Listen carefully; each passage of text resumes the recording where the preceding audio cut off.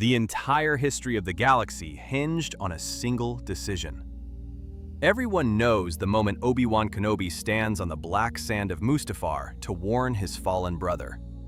Anakin Skywalker's arrogance wins in our timeline, so he jumps and burns.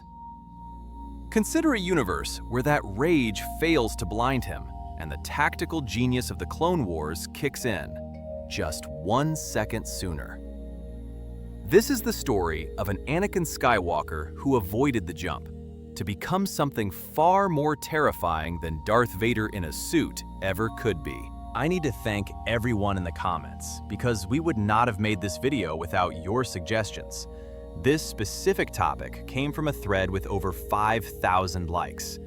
Drop any other ideas about Order 66 or Ahsoka below, since we pick the most liked ones for future scripts. Please subscribe and hit the bell to see those happen, as it helps the channel immensely. We return now to Mustafar.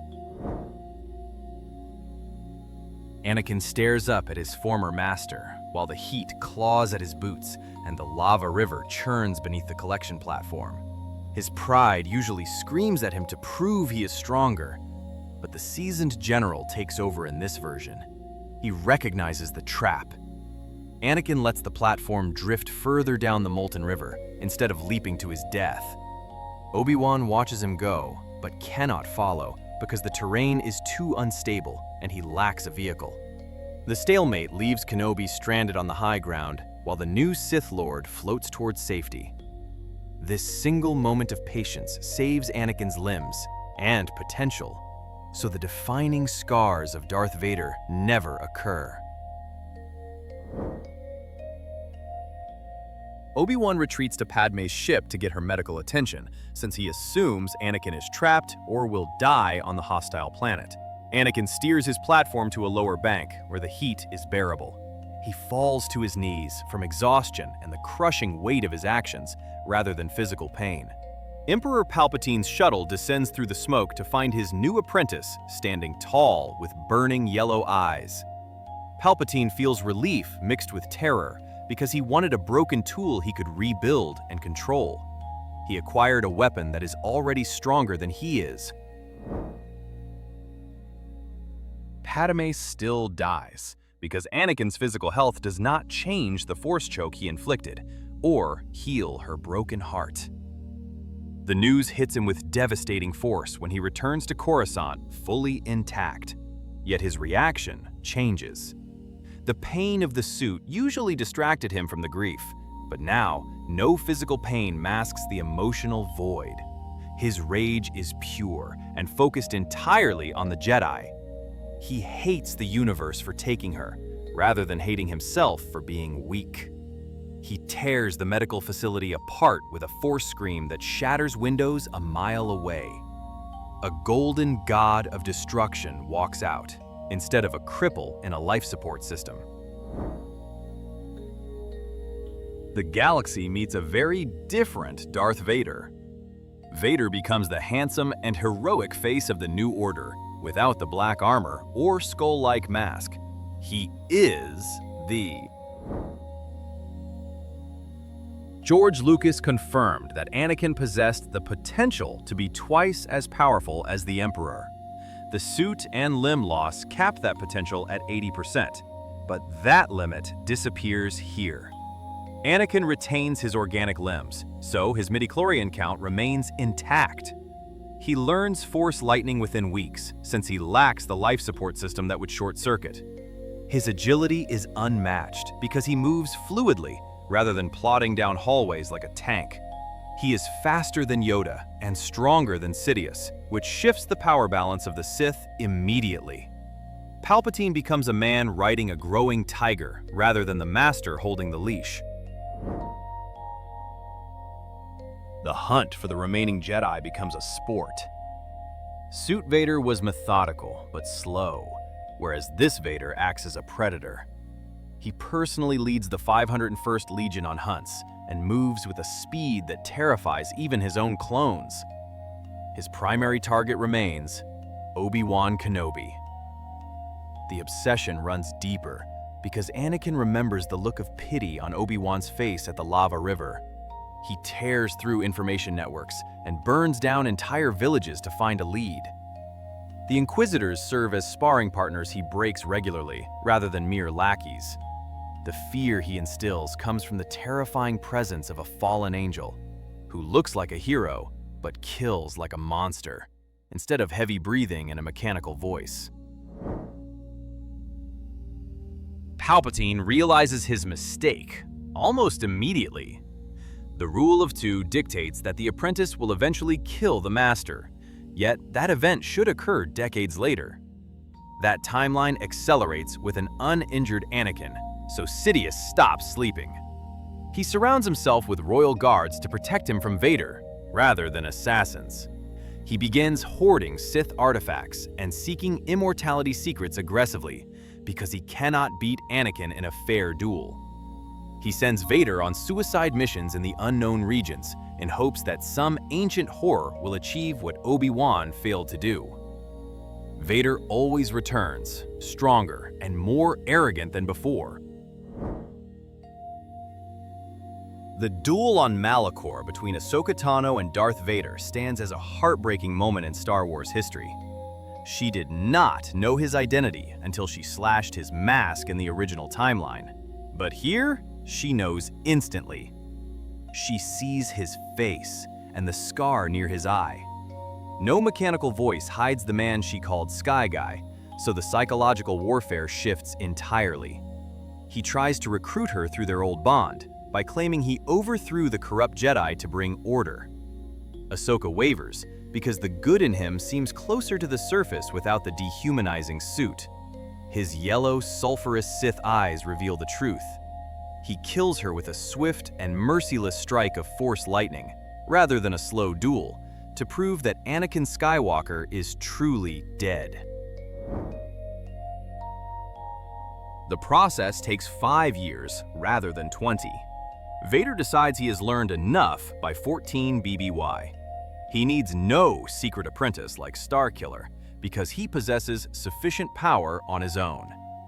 He marches into the Emperor's throne room on Coruscant and dismisses the Red Guards with a wave of his hand. Palpatine unleashes the same storm of Force lightning that fried Mace Windu. This Vader uses his original hands to catch the lightning on his blade and absorb the energy. The duel concludes quickly. Palpatine is a master, but he fights a version of the Chosen One who has reached his peak. Vader cuts him down to claim the throne as the new Emperor, rather than a shadow. The galaxy changes overnight because Emperor Skywalker loves the spotlight, whereas Palpatine loved the shadows.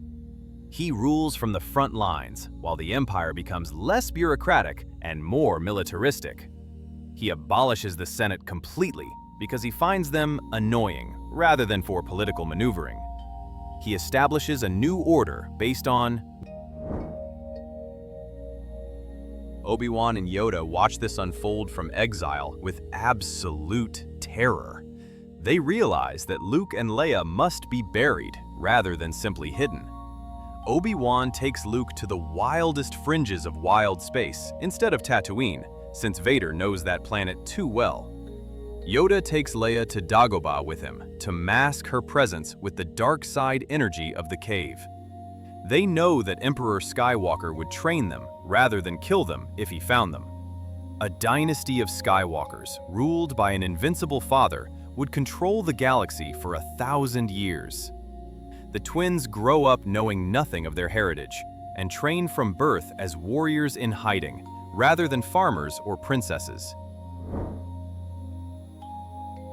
Hiding the children of the Chosen One forever is impossible. A ripple in the Force gives them away around the time they turn 18, when Luke uses his reflexes or Leia taps into her anger. Vader feels it from the throne of Coruscant. He goes himself rather than sending probe droids. He tracks the signature to wild space and finds an aged Obi-Wan Kenobi guarding a young man. The rematch ends quickly because Obi-Wan aged in a cave while Vader spent a decade perfecting his power. He kills Kenobi without a word and extends a hand to his son. A golden emperor offers the universe instead of a masked monster revealing his parentage. Luke Skywalker never joins the rebellion. The rebellion was crushed years ago in this timeline by a proactive emperor who resolved problems without a Death Star.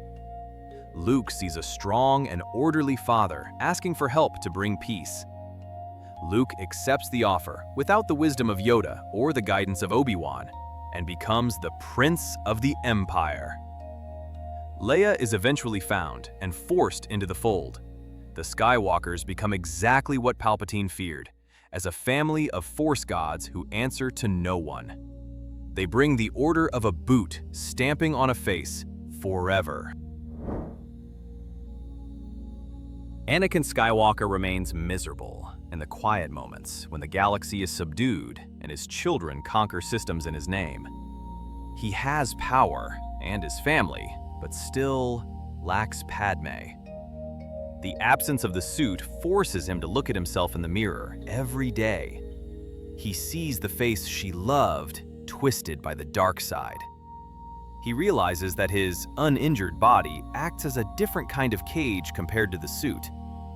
He is the most powerful being in existence, yet remains utterly alone. The tragedy of Anakin Skywalker is that he lost his soul rather than his limbs. This scenario reveals an important lesson about Star Wars.